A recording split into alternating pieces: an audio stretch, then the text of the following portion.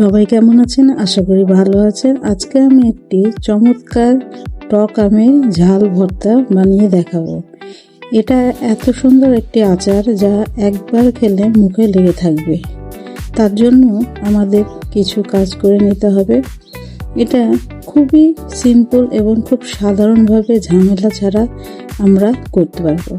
এজন্য কিছু আমাদের কাঁচা আম শক্ত দেখে নিয়ে নিতে হবে। ধুয়ে পরিষ্কার করে তারপরে ছিলে নিতে হবে। তারপরে আমগুলোকে ভালো করে অর্ধেক ফালটা করে ভিতর থেকে বিচিগুলো ফেলে দিয়ে পানির মধ্যে চুবিয়ে রাখতে হবে।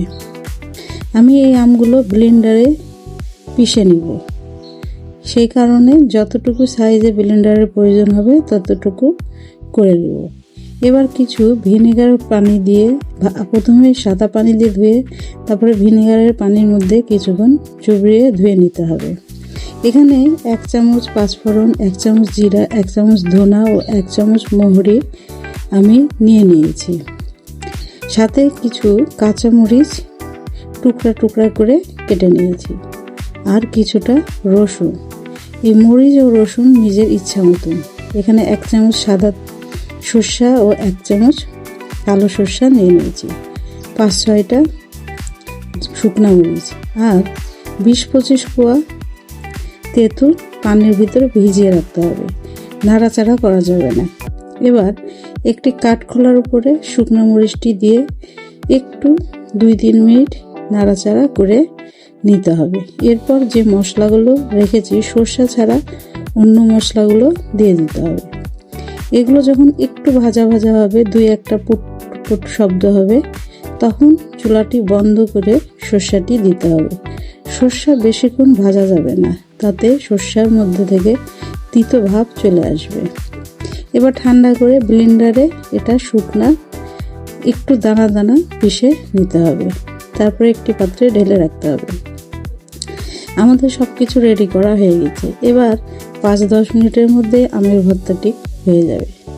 ব্লেন্ডারের মধ্যে আমগুলো দিয়ে পানি ছাড়া পানি ঝরিয়ে আমগুলো শুকনো করে নিতে হবে। তারপরে দানা দানাভাবে এগুলো পিষে নিতে হবে। কয়েকবার খালি অল্প অল্প চালালেই দেখা যাবে ছোট ছোট টুকরা হয়ে আমগুলো ছেঁচে যাবে, বা পাটায় ছেঁচেও নিতে পারে। এবার একটি কড়াইয়ের মধ্যে, আমি চুলা এখনো জ্বালাইনি, তেঁতুলগুলোর উপরে পানি ফেলে ভিতর থেকে গাঢ় কাত বের করতে হবে। এবার আমের কুচিগুলোর ভিতরে তেঁতুলের কাতগুলো দিয়ে দিচ্ছি। দেখেন এখানে কতটা তেঁতুলের কাত গাঢ় হয়েছে। মরিচ ও রসুনগুলো দিয়ে দিলাম। এখানে রসুন ও মরিচ বেশি দিলে বেশি ভালো লাগে। এবার 2-3 টেবিল চামচ লবণ দিতে হবে। এখানে আমি 1/2 কেজি আমের জন্য ভর্তাটি করছি, এবং 2-3 চা চামচ লবণ দিতে হবে, এটা স্বাদ অনুযায়ী। 2 টেবিল চামচ আমি গুঁড়া মরিচের গুঁড়া দিয়েছি। যদি ঝাল কম খান তাহলে ঝাল কম দেবেন। এবং যে গুঁড়া মশলাটি ভাজা রেখেছিলাম সেটা অর্ধেকটা দিয়ে ভালো করে সব কিছু একসাথে মিশিয়ে চুলার আঁচটি ধরিয়ে দিতে হবে। এবার শুকনা কাঠখোলায় যেভাবে ভাজে সেম এই মশলাগুলো দিয়ে 2-3 মিনিট নাড়াচাড়া করতে হবে। করলে দেখা যাবে এটার মধ্যে থেকে পানিগুলো প্রায় শুকিয়ে গেছে। এরপরে আমরা 1/2 লিটার মতন তেল, বা যতটুকু প্রয়োজন তেল দিয়ে আবার মশলাগুলো তেলের মধ্যে ভাজা ভাজা করব। আমাদের এই মশলাগুলো দিয়ে তেল দিয়ে বেশ কিছুক্ষণ সময় জাল দিতে হবে। এই ভাজা ভাজা করার পরে আমরা এটাকে 2-3 মিনিট ধরে ভালোভাবে ভাজা ভাজা করে তেলটি যখন ছাড়া ছাড়া হয়ে আসবে কড়াই থেকে, ঠিক সেই সময় চুলাটি অফ করে দিতে হবে। এবং যে অবশিষ্ট মশলাটুকুন গুঁড়া রেখে দিয়েছিলাম তা আমাদের এটার ভিতরে ঠান্ডা হওয়ার পরে ছিটিয়ে দিতে হবে। ঠান্ডা হওয়ার আগে দেওয়ার দরকার নেই।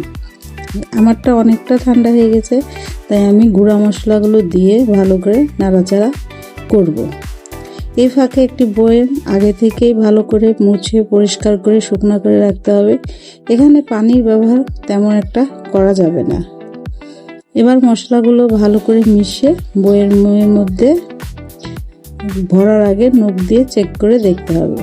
এটা ঠান্ডা হলে বয়মের ভিতরে ভরতে হবে, কারণ ঠান্ডা হওয়ার আগে ভরলে বয়মটি ফেটে যাওয়ার সম্ভাবনা থাকবে। এবার আস্তে আস্তে বয়মটিতে ভরে ভালো করে পরিপূর্ণ করে ঢাকনা খুলে রেখে দিতে হবে। এই অসাধারণ টক ঝাল মিষ্টি তেমন হবে না। এই আমের ভর্তাটি ভাত, রুটি, পরোটা, এমনকি